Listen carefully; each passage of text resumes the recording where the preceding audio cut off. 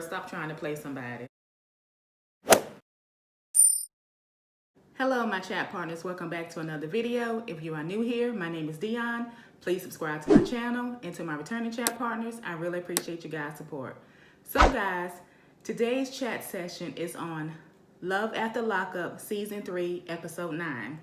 Guys, this is the new season for, let me just say, for my favorite cast members. Angela and Michael, Tony, Andrea, blah, blah, blah. Like, this is my favorite cast. And guys, let me just tell you something. I was so super hyped and super excited that this new season started. I just couldn't wait to watch it. So I decided to get out a piece of my good garment and put that on. And to be honest, guys, if I had some wine, I would have cracked that open too and poured me a glass of wine to pay homage to this cast member that's about to cut up on this TV. So guys, today's drink of choice, since I didn't have any wine, is a green matcha tea latte with maca powder. And yeah, guys, so let's get started with this chat session. Love After Lockup Season 3, Episode 9 starts off with Angela and Tony. Angela's friend Faye comes over and brings her some grocery, and they outside talking, and Faye was telling Angela, you know, that she was thinking about it, she just wanted to come over and check on her to see how she was doing since Tony left. Angela told Faye that she hasn't talked to Tony in 4 months. You guys have seen the last episode for this particular cast. What happened was, I think it was like 2 days after Tony's and Angela's wedding, she went through his phone again, and she found some text messages or something, and she was saying how she kicked him out the house. She changed the locks on the door. So, yeah. So that's what happened. Faye was like, I see you're not wearing your ring. Angela told Faye that she's not wearing her wedding ring anymore. She tied it to the she tied a string around it and tied it in the toilet. So every time she take a piss, she flush it. Faye was like, Angela. I was like, dang, Angela, he really pissed her off, okay? I was telling Faye that she's trying to deal with her emotions the best way she can. You're very emotional right now, so do not let Tony back in because he has hurt you enough. Angela was telling Faye that she's lonely, and Faye was like, yeah, you're a human being. Of course you're going to be lonely. You want to feel that way. And Angela was saying it's like she wants to pick up the phone and have things how she thought it would be, you know, between her and Tony. Faye was saying that she thought Angela would have took Tony back by now, but since COVID-19 has happened, then everyone is in isolation, so he hasn't been back there. She said that is what has caused Angela to stay away from Tony. She told Faye that she's considering getting a pen pal again. And she said at least he'll be in prison. She'll know where he at. Faye told Angela no. She said you don't need a pen pal. That's why you're in the situation you're in now. And I can understand where Angela's coming from. Angela seemed like she a really nice lady. That's why I like Angela. She's her genuine self. Angela seemed like she'll be a good woman for a man. Like she really know how to treat somebody. And I get what she's saying. Like you do get lonely because it's like once you become a woman of a certain age, because I'm a woman of a certain age, you do get lonely. And it's like after you now raised your kids and stuff, you want to have, you know, you want to meet somebody where you can have a good time with, that you can depend on, and just you guys can be happy together, not for no man. I don't think what Angela's looking for, I don't think she can find any Tony in there. If she feel like she want to get her another pen pal where she can just talk to somebody, write to somebody, take phone calls to somebody, that'll make her feel good about her day, because maybe she just wants some type of mental, emotional connection with somebody. And I guess she feel like if they in prison, at least you know what. So the next scene goes to Micah and Sarah. Micah is at his girlfriend Maria's house. He's in the bathroom with the door closed, sitting on the floor. And he's asking Sarah about the kids, and she said her grandmother has the kids because she has to work later that day. And Maria, she comes knocking on the door, and she was like, hey, baby, what you doing? What you got going on? He was like, I'm taking a shower. Then Michael get up and take cut the shower on. You're not taking a shower. Why won't you just be honest with this lady? You in her house. What you lying for? Like, just be honest, Michael. Just be like, listen, I'm up in here. I'm on the phone with Sarah. I'm just calling to check on my girls. That'd be the end of it. Like, sweet and simple. Like, I'm not understanding what's all this creeping and cutting showers on and you on the phone, which I'm sure she probably was still standing at the door. And Michael's one-on-one. He says that he is in Miami with Maria, and things have been going crazy between him and Maria because Maria is acting like really jealous over something. Their youngest daughter, birthday coming up, she's getting ready to turn 1. And Michael was asking about the baby party. He asked about what type of cake she got for the baby. Of course, Sarah starts complaining because he asked her about the cake. He didn't ask her what time the party was, what's the date, where is that. I'm like, Sarah, if he asks about the cake, he's building up to ask you those things. She don't even give this guy a chance. Like, seriously, she got to find something to complain about. He's asking about the cake and everything. Maybe he can send you some money to help pay for the baby party while you planning it, in case you got to pay deposit or something. That could be the reason why he's asking her those type of questions. Michael tells Sarah that soon he will be coming up there for the weekend and he wants to see his girls. Sarah was saying that Michael hasn't signed the divorce papers and he wants 50-50 custody. And she was saying that he needs to be consistent. She needs to be able to trust him. And Michael was telling Sarah that he'll be up there soon. He wants to take them with her. And she was like, no, why not? Michael was telling Sarah that he can stay there at her place with the girls so he can be with them. And she was like, you know, the last time Michael was there, that he came over to see the girls, they had sex, and she told him that can never happen again. I'm sure Sarah has told Michael that several times that can't happen again. And I'm sure it has happened again. And I'm sure she has slept with him unprotected every time.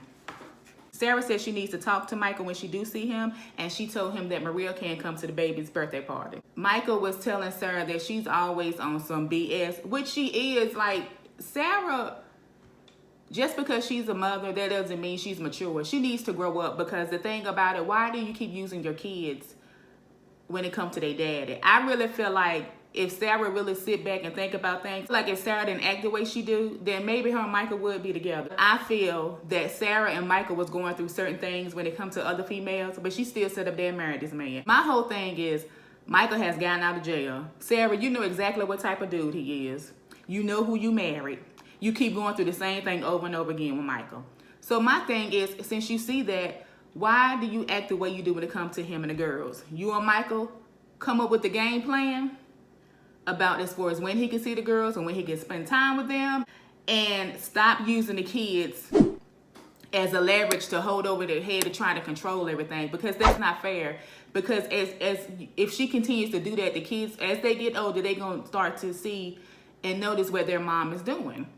And she's really messing things up for Michael being in the kid's life, because my thing is this. Okay, I get it. If you got young girls and you know that their dad is known for dating this one and that one, okay, I get it. Hey, I don't want my children around other women unless I know this is something real. This is really your girlfriend.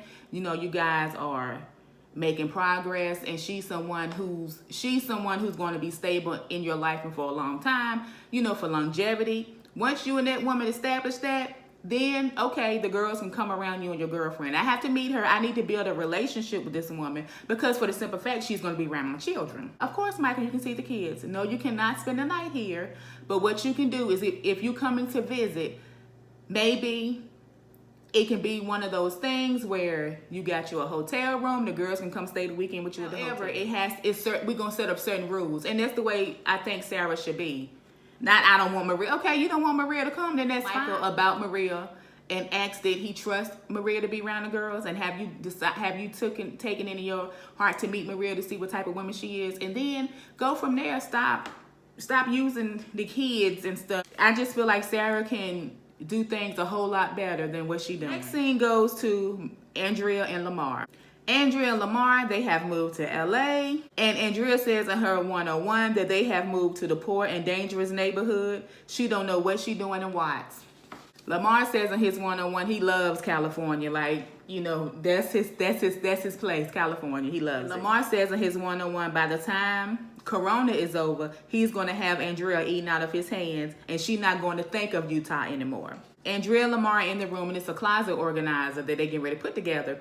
And next thing you know, you hear the siren. She says she has worked her whole life for her kids to have their own room and to not live in the ghetto. And she said now they up in here sharing a closet.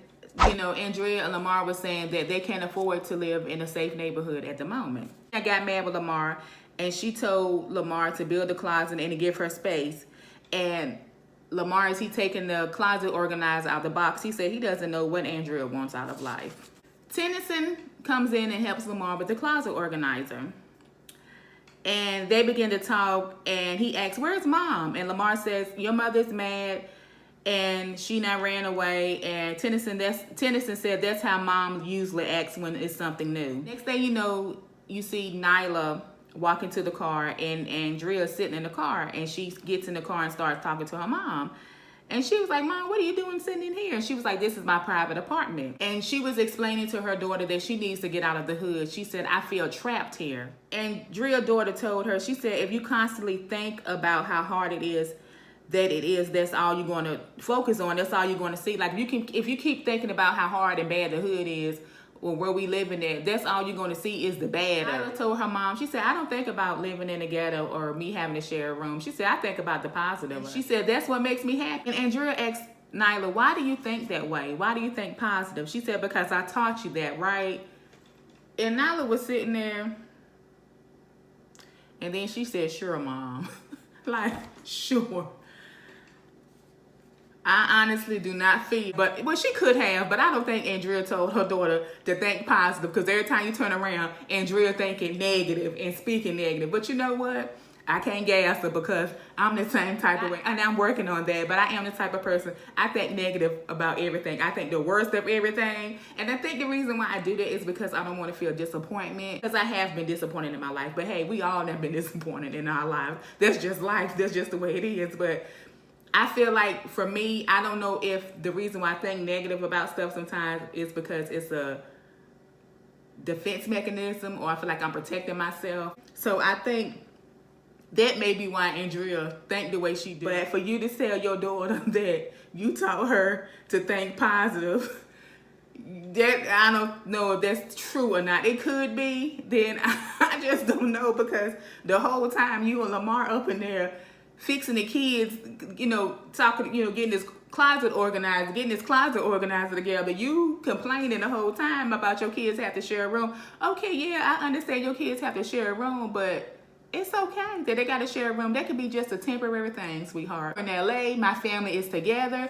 We're going to make the most of it until we can do better. And I think that's what Andrea needs to think, and I think that's what she needs to feel, and I think that's what she needs to speak out. Then goes to Marcelino and Brittany. I think it's Marcelino. I think that's how you say it. Brittany pregnant, and she in labor. And she told her husband that she feels she's been pregnant since she got out of prison. He said that was his plan. And her mom's there at the hospital, and Marcelino said in his 101 that his job is to protect Brittany, and he just wants her mother to be sober, and that he's glad that they're working on their relationship, but he just wants things to get better. They were saying that the baby is going to be born on her mom's birthday, so they're excited about that. Then the scenes go back to Sarah and Michael. Sarah's on FaceTime with her daughter, and her daughter was like, oh, mommy, you look so pretty. And she told her daughter that she's going on a date with Malcolm, and Malcolm is Sarah's new boyfriend. Her daughter was like, oh, I like him. They said in her 101 that when Michael had came over the last time and they slept together, pregnant again, but she don't need to bring another baby into that relationship until, I don't even know what you call it. I don't know if it's situationship. I don't know what you call it. I mean, that's still a husband, but Sarah do not need to be pregnant again. And Sarah is young. I think Sarah is like, I don't even think Sarah 30 yet. Sarah might not even be 25, 26 yet. No, she do not need another baby right now. Her and Michael need to get things in order, and then see what come from that. But so hopefully that was a wake-up call, that pregnancy scare. Sarah starts talking about Malcolm. She said he's a respected gentleman. She said he drives 4 hours to come see her, and she said she sees him every week, and he'll stay a few days. And she said she met him on Instagram. Malcolm and Sarah are sitting down at the restaurant. They're talking. He asked her how's the party going, and she's explaining about the party planning. And she told him that she wants him to come because Malcolm has met her girls before. He was asking her, is the dad coming? And she was like, yeah. He was like, well, don't you think there can be like a type of sticky situation? He was saying, do you think Michael will want to fight me? And Sarah was like, it's a possibility. And Malcolm was like, he's a dad, so he know how that can be. Maybe we can meet each other before the party, and then we can see how that go. If everything runs smooth, then I can come to the party. But we shall see how this will play out. I just hope they don't be cutting up at the baby birthday party, okay? Then the scene goes to Lacey, Shane, and John. Lacey says that she wants to talk to Shane face to face, and she hasn't talked to Shane since he moved out. You mean since you threw him out? Since you embarrassed this man on TV? You mean since you tried to be funny, you and John, and talk to this guy like that, and the way you guys did him was so messed up? You mean that? Not when he moved out, but when you played him and tried to make him look like a fool on national TV. That's what you talking about. You hadn't talked to him since then. Okay. Lacey says she needs stability right now for her and her kids. She said she was engaged to John. Then Shane came around. Shane cheated on her, and then that's when she reconciled with John. Is that really when you reconcile with John, Lacey? Like, if I recall, you was calling John or on the phone with John or whatever the case may be before your wedding. So was it when Shane cheated on you, that's when you went back to John? I think you always had some type of dealing with John, even when you was planning your wedding with Shane and after you get married with him. That's just what I really do believe in. That's just really what I think. So, girl, stop trying to play somebody. Right through Lacey, and I see what type of woman she is. Lacey says she wished she could have handled the situation differently. And the situation she's talking about, I'm thinking, is the way she did Shane and threw him out the house. Shane meets Lacey at the beach. It looked like it's the beach. And she thanks Shane for coming. And she asked Shane, how was he doing? He said he's doing great, other than she threw his things out the house. Shane tells Lacey that he's still working. He's still doing his probation. He's still staying in a hotel.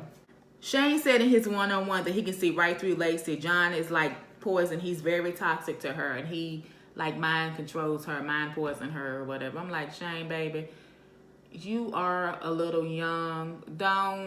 That's not what it is, sweetie. That's not what it is. At least I don't think that's what it is. And the people that go back and forth with each other all the time, back and forth, back and forth. So even if she marries you or not, she's still gonna be going back and forth with John. That's just what it is. Jane asked Lacey, like, what am I doing here? Like, why did we meet? What's going on? Like, what am I doing here? She's gonna say, well, you are my husband, and I wanted to do what we said we was gonna do in our vows. I knew then, I said something up with that. I could tell something is up with what she talking about now, because she was far from saying and thinking that before all this, before the next, put it like this, I knew Lacey was up to something. I asked Lacey, what about John? She was like, he's never gonna change. He's back in jail. I knew it. I knew he was back in that jail. I'm like, that's the only reason why you call Shane. Like, it don't take a rocket scientist to figure that out. I knew when she called Shane and when she was talking about she wished she had did things differently, this and that, I knew then. I'm like, girl, bye. John must be back in jail. So they show John, and he got arrested 3 weeks ago. And what happened was John and Lacey was at a strip club, and John started talking to this other girl, which I'm not surprised, and she shouldn't be surprised either. And him and Lacey got into an argument. They got into a fight, and she ended up calling the cops on him. So John back in jail, y'all. They show him he go back behind doors or whatever the case may be. Lacey got this fake cry, you know.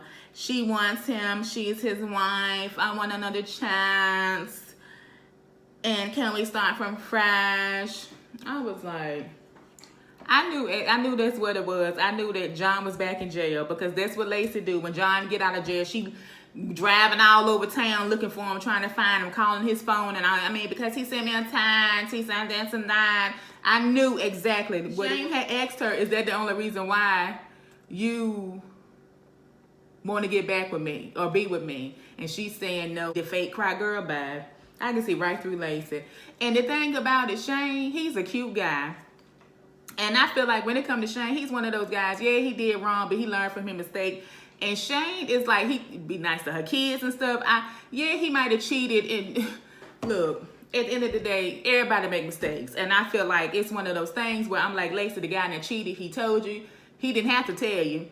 Either you forgive him and move on and leave John alone, or what? Because I'm like, you not sit up here and marry this guy. Thing I do like about Shane, when John and Lacey did Shane the way they did him, when she was making him get his clothes and they giving him trash bags and she talking to him, get out.